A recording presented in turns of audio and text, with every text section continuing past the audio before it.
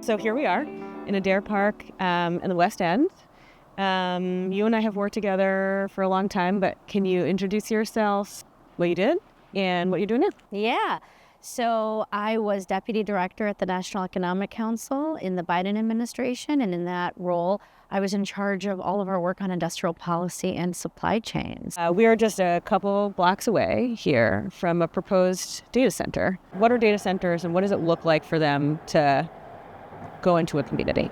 So data centers are the guts of the AI revolution. They take an incredible amount of power and water to operate. Depending on the size and scale of that data center, it could be like 100 Walmarts or 10,000 homes. They're being built in these partnerships between kind of Wall Street private credit companies, AI big tech companies, and the semiconductor firms in these kind of joint venture arrangements that make ownership kind of hidden and that bring this blend together of hyper-financialized interests with big tech interests. What does it look like data center comes to town? What kind of questions does a community need to consider? And in this community, which has a plan for the way in which it wants to develop, what is that debate looking like right now? You're seeing communities not necessarily say no, hell no to a data center. They're saying we want the right to shape it. They're saying we want an honest accounting of what the costs of these things are going to be and who's going to bear those costs. Are those costs going to be borne by us, the residents, by all of us, the taxpayer, by the corporations? What are they going to contribute to these costs? And so the concerns that I've seen people have over these are, how much are they contributing to the local tax base or how much are they draining from the local tax base? They're asking, how much power is it taking from our public grid? How much is it going to cost us to add more power to the grid? And what kind of power? Are we talking about dirty power that's going to add pollution to the environment or be highly variable in cost, like natural gas? Or are we talking about cleaner power? And is this a chance to get clean power on our grids? And you're seeing communities ask, what kind of jobs is this going to create in our community? And that's been a very interesting conversation because I think a lot of them recognize that there are few permanent jobs at a data center. Most of the jobs are the construction jobs. But some communities are actually really concerned that what data centers are doing is allowing AI to spread faster and therefore take away our jobs and increase our surveillance economy and increasing police surveillance of our communities. So they really get the richness of this isn't just about the physical data center. This is about the future of AI policy and what AI is going to do to us. There is a conversation at the highest levels of industrial policy about global competitiveness, about national prosperity, and then there's a conversation at the hyper-local level about what community means and how we want to live our lives. And in addition to that, you've pointed out there's actually a democratic conversation at both of those levels as well, right? Can you talk a little bit about what kind of a conversation should be happening at the national level as well as at the local level? Yeah.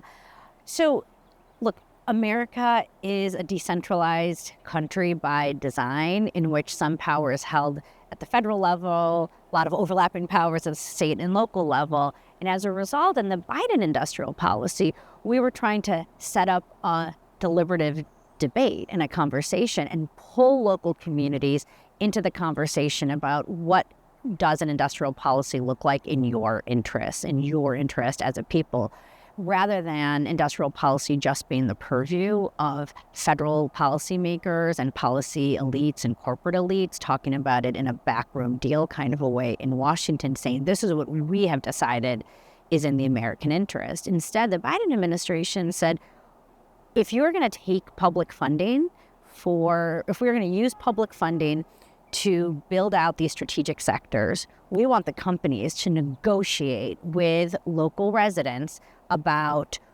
what is the cost of that development in their community, what would make it be in their interest, and can't we have a win-win conversation here so that And it really was about, honestly, like rewriting the social contract in America.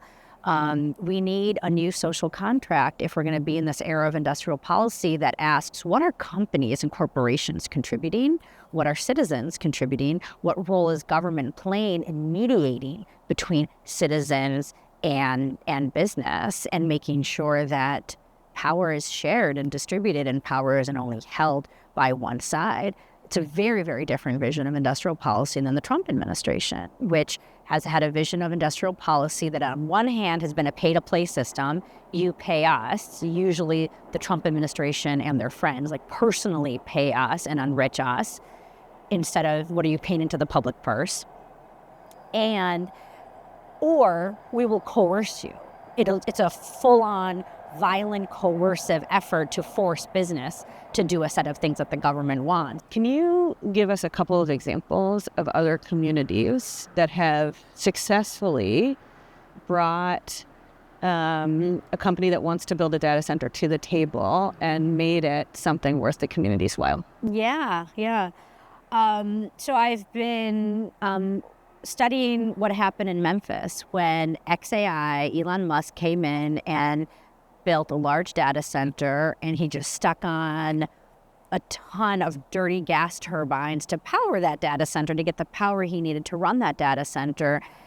And it was in a community, predominantly African-American community, that already had been burdened by decades of overpollution. They had high rates of asthma, high rates of health conditions because of all the pollution. And the community said, no, we don't want this. This is not right.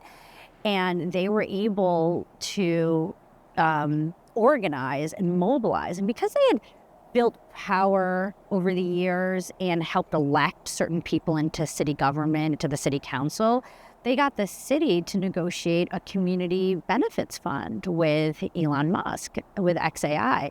And that community benefits fund is now going to put tax dollars aside for that community to use, and that community is going to control, they're going to appoint people to control how those funds are used to fund the improvements that community wants in their community. It's going to fund job training, it's going to fund some health improvements, a variety of things that the community says that they want. They also were able to get Musk to contribute to a massive water and sewage system upgrade, which had been the primary ask that this community had had for decades, that they were really trying to protect their aquifer. It's a very delicate water ecosystem in Memphis.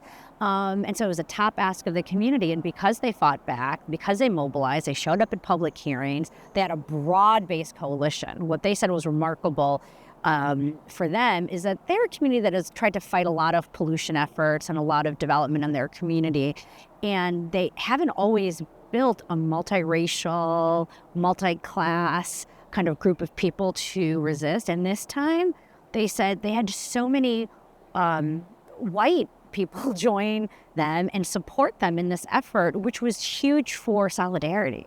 Like, you had multiracial solidarity being built together because people said, we want to have the right to shape the future of our community and the future of how AI is being built out and run in this country. And the last thing that they were able to win that I think was really remarkable is when local authorities said they didn't have the power to regulate these dirty gas turbines, they actually were able to win. The Trump EPA sided with them to say, actually, Musk, you do need to get a permit here. You have not taken the right steps. And now he's having to go through a whole new process.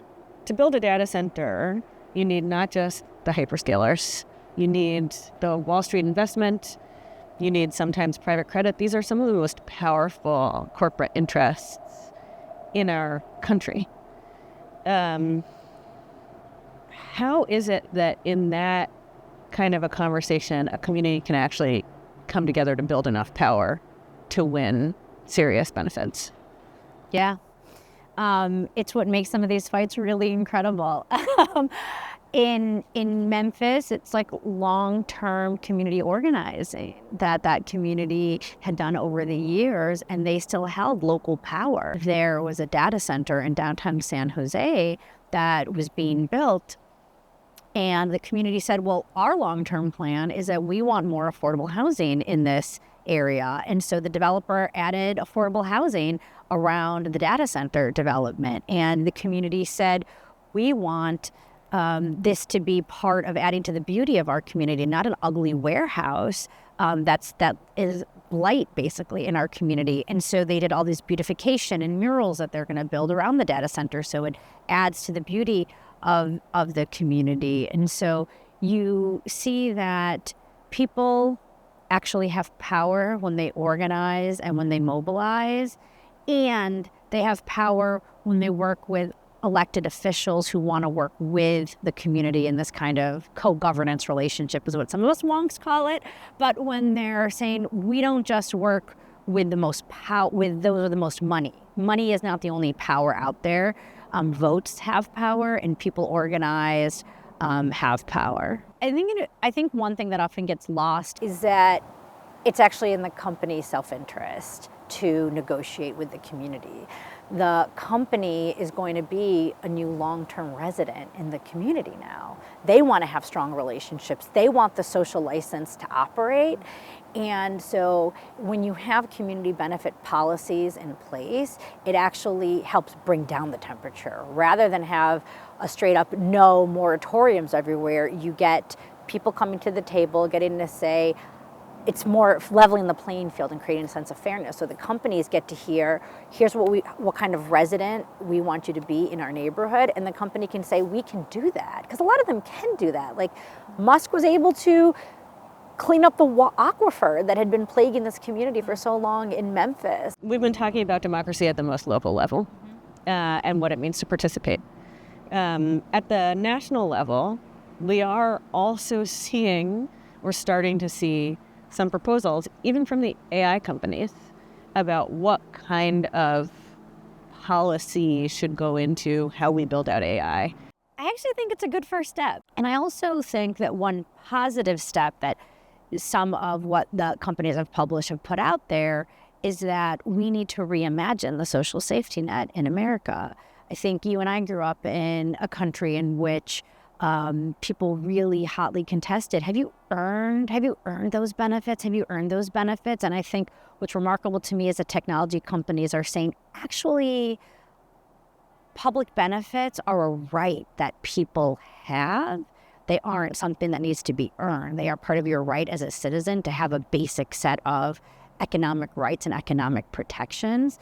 So I think that's a really important shift in the public conversation that I hope accelerates and people really pick up. It's remarkable to me that we're having this industrial policy conversation in this moment. Like 250 years ago, the Boston Tea Party starts because the British Crown says, we need you to pay for our foreign wars and our foreign glory. We're trying to seek glory in India, and this corporation that's helping us seek that glory has gone bankrupt, and you have to pay in America. And the American people said, your visions of foreign grandeur are not in our interest, and they are not advancing our idea of the good life, our vision of shared prosperity.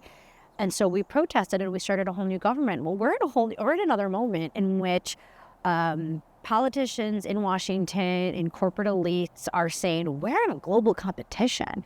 And so for America's national and economic security, we need to do all these things to fight abroad and to fight forces from abroad who are going to take us over. And I think it's kind of inspirational that we have this opportunity as a people to say, is this going to be in our interest? How is this going to be in our interest? And these data center fights are people having that conversation about AI. They're not just talking about data centers. They are talking about the future of AI and AI policy and who gets to shape it one place at a time in a really bottom-up way that I find beautiful, inspirational, and deeply American.